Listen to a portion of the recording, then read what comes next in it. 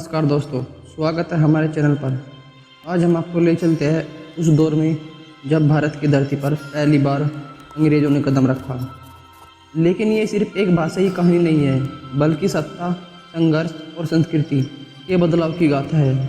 जब अंग्रेज़ भारत आए तब एक शक्तिशाली राजा ने उनके साथ ऐसा किया जिसने इतिहास के पन्ने बदल दिए। इन इतिहास के पन्नों को खोलते हुए अंग्रेज़ों के भारत में आने की कहानी इसमें शामिल है।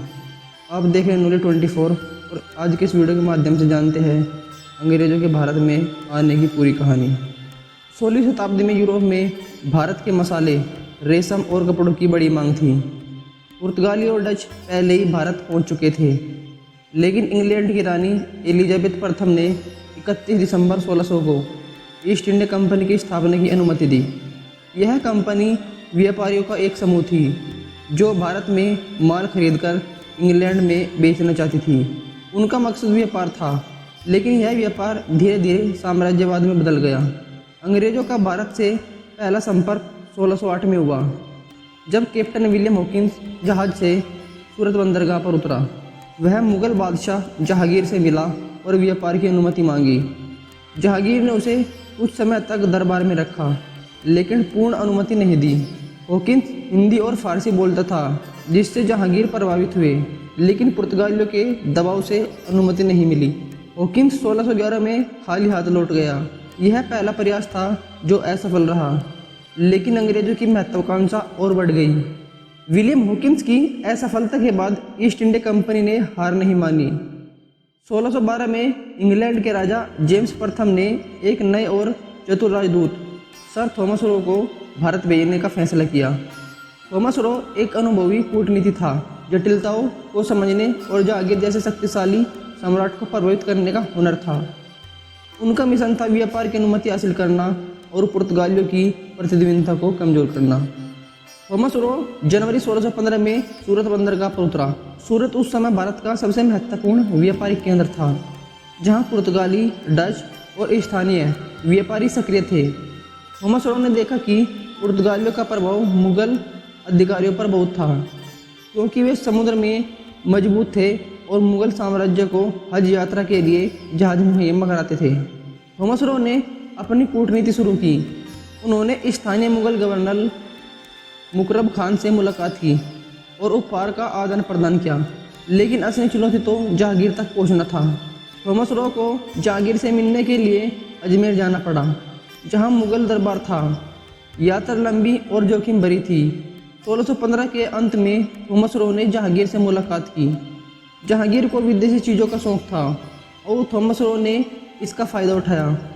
उन्होंने इंग्लैंड से लाए गए उपहार पेश किए, जैसे यूरोपीय चित्रकला। जहांगीर को चित्रकारी में रुचि थी और थॉमस रो ने उन्हें खूबसूरत पेंटिंग दी। मुग़ल सम्राट को यूरोपीय शराब पसंद थी और थॉमस रो ने बेहतरीन वाइन भेंट की, जो उस समय भारत में दुर्लभ थे।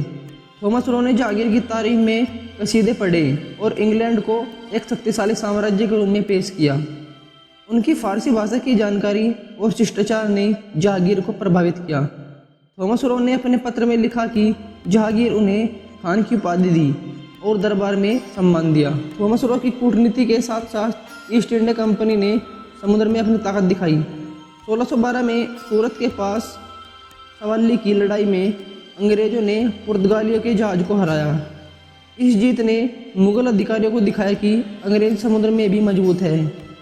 जहांगीर को पुर्तगालियों की तुलना में अंग्रेज़ों पर ज़्यादा भरोसा था, क्योंकि वे कम आक्रामक लगे। इस जीत ने थॉमस रो की कूटनीति को और मजबूत कर दिया। थॉमस रो की मेहनत रंग लाई। 1612 में जहांगीर ने एक फरमान जारी किया, जिससे अंग्रेज़ों को सूरत में व्यापार करने की अनुमति मिली। 1613 में सूरत में पहली फैक्ट्री स्थापित हुई। यह फैक्ट्री एक गोदाम और व्यापारिक केंद्र थी, जहां कपड़ा, मसाले और नील जैसी चीज़ें खरीदी और बेची जाती थी।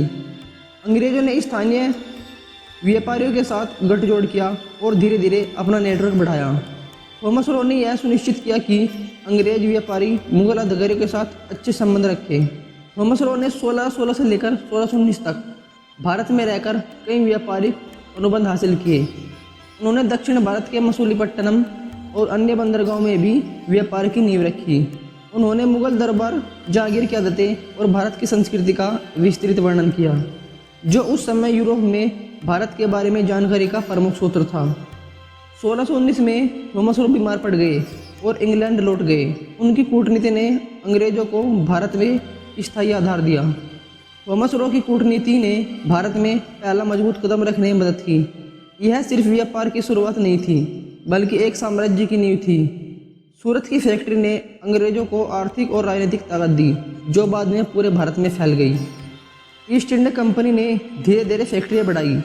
1616 में मसूलीपट्टनम, 1639 में मद्रास और 1661 में बॉम्बे, जो चार्ल्स द्वितीय की पत्नी कैथरीन को दहेज में मिला था, और 1690 में कोलकाता। वे डच, फ्रेंच और पुर्तगालियों के प्रतिस्पर्धा करते थे। कंपनी के पास अपनी सेना और जहाज थे, जो व्यापार की रक्षा करते थे। मुगल साम्राज्य कमजोर होने लगा और स्थानीय राज्यों से संधि करके मजबूत होते गए। 18वीं शताब्दी में अंग्रेजों ने व्यापार से आगे बढ़कर राजनीति में दखल दिया। फ्रेंच ईस्ट इंडिया कंपनी से कर्नाटक युद्ध में जीत मिली। फिर 1757 में प्लासी का युद्ध हुआ, जहां रॉबर्ट क्लाइव ने नवाब सिराजुद्दौला को हराया। यह विश्वासघात की कहानी थी। मीर जाफर ने नवाब को धोखा दिया। प्लासी के बाद बंगाल पर कब्जा हुआ और कंपनी को कर वसूलने का अधिकार मिला। 1764 में बक्सर का युद्ध जीतकर मुगल सम्राट शाह आलम द्वितीय से दीवानी मिली। अब कंपनी व्यापारी से शासक बन गई। कंपनी का शासक क्रूर था। किसानों का शोषण, भुखमरी। 1857 का प्रथम स्वतंत्रता संग्राम, जिसमें मंगल पांडे, रानी लक्ष्मीबाई जैसे वीरों ने लड़ाई लड़ी। विद्रोह दबा दिया गया, लेकिन 1858 में ब्रिटिश संसद ने कंपनी को हटाकर सीधा ब्रिटिश राज स्थापित किया। रानी विक्टोरिया को भारत साम्राज्ञी घोषित किया गया। अब भारत ब्रिटिश साम्राज्य का हिस्सा था। 1858 से लेकर 1947 तक चले ब्रिटिश राज ने भारत को हमेशा के लिए बदल दिया। इसमें भारत को आधुनिकता की राह दिखाई, लेकिन साथ ही शोषण, भुखमरी और संस्कृति नुकसान भी हुआ। यह कहानी न केवल अंग्रेजों को प्रभाव की थी, बल्कि भारत के उस आत्मविश्वास की थी जिसमें आज़ादी हासिल की। अंग्रेजों ने भारत में कई आधुनिक बदलाव लाए, जो उस समय भारत के लिए क्रांतिकारी थे। 1853 में अंग्रेजों ने पहली रेलवे लाइन बिछाई, जो बॉम्बे से थाने तक थी। रेलवे ने व्यापार, यात्रा और संचार को आसान बनाया। टेलीग्राफ और डाक व्यवस्था ने भारत को जोड़ा। अंग्रेजों ने आधुनिक स्कूल और कॉलेजों खोले, जो कोलकाता यूनिवर्सिटी अंग्रेजी शिक्षा का एक नया माध्यम थे, जिसमें राजा राम मोहन राय जैसे सुधारक उभरे। कानूनी व्यवस्था जैसे जमीनी के दस्तावेज और अदालतें शुरू हुई। ब्रिटिश सिविल सर्विस ने प्रशासन को व्यवस्थित किया। हालांकि यह ज़्यादातर अंग्रेजों के फायदे के लिए था, लेकिन ये सुधार अपने साथ एक कीमत लेकर आए। अंग्रेजी शासक का दूसरा चेहरा करों का था। भारत की अर्थव्यवस्था और संस्कृति को भारी नुकसान हुआ। अंग्रेजों ने भारत के संसाधनों को लूटा। कपड़ा उद्योग नष्ट हो गए, क्योंकि ब्रिटिश मशीनों से बने सस्ते कपड़े भारत में बेचे गए। बंगाल में 1770 का अकाल, जिसमें लाखों लोग मरे, अंग्रेजों की कर नीति का नतीजा था। जमीनी और रेतवाड़ी व्यवस्था ने किसानों को कर्ज में डुबा दिया। कर इतने भारी थे कि लोग अपनी ज़मीन खो बैठे। अंग्रेजों ने भारतीय परंपराओं को नीचे दिखाया। मिशनरियों को धर्म परिवर्तन में बढ़ावा दिया, जिससे सामाजिक तनाव बढ़ा। इस शोषण से भारतीयों में गुस्सा उभरा, जो 1857 के विद्रोह और बाद में स्वतंत्रता आंदोलन में दिखा। अंग्रेजों के शासन ने भारतीयों को एकजुट होने की प्रेरणा दी। 1857 का प्रथम स्वतंत्रता संग्राम असफल रहा, लेकिन इसने बीज बोया। 20वीं शताब्दी में महात्मा गांधी, जवाहरलाल नेहरू, सुभाष चंद्र बोस जैसे नेताओं ने स्वतंत्रता आंदोलन की नई दिशा दी। नमक सत्याग्रह, भारत छोड़ो आंदोलन और आज़ाद हिंद फौज ने ब्रिटिश शासन को हिला दिया। 15 अगस्त 1947 को भारत आज़ाद हुआ, तिरंगा लहराया गया और भारत ने अपने भविष्य की नींव रखी। अंग्रेजों से मिला सबक यह था कि एकता और आत्मनिर्भर ही भारत की ताकत है। आज़ादी के बाद भारत ने अंग्रेजों की छोड़ी विरासत को अपने तरीके से ढाला। रेलवे और शिक्षा व्यवस्था को मजबूत किया, लेकिन सबसे बड़ा सबक था आत्मनिर्भरता। भारत ने अपनी संस्कृति, अर्थव्यवस्था और पहचान को पुनर्जन्म किया। आज भारत एक वैश्विक शक्ति है जो अपनी जड़ों को याद रखता है। अंग्रेजों की कहानी व्यापार से लेकर शोषण तक गई, लेकिन भारत ने हार नहीं मानी। ये कहानी साहस, संघर्ष और जीत की है। भारत ने न केवल आज़ादी हासिल की बल्कि दुनिया को दिखाया कि एकता और दृढ़ता से कोई साम्राज्य हार नहीं सकता। तो दोस्तों, ये थी आज की कहानी। अगर वीडियो पसंद हो तो लाइक, शेयर और चैनल को सब्सक्राइब करना न भूलें। मिलते हैं अगले वीडियो में, तब तक के लिए जय हिंद।